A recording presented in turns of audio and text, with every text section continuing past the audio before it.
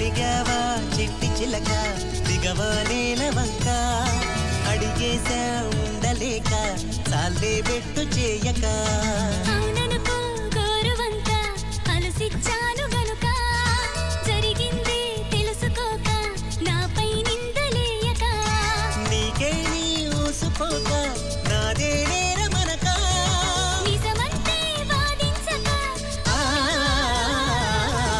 అలిగావా చిట్టి చిలక దిగవా నేల వంక అడిగేశా ఉండలేక చాలే బెట్టు చేయక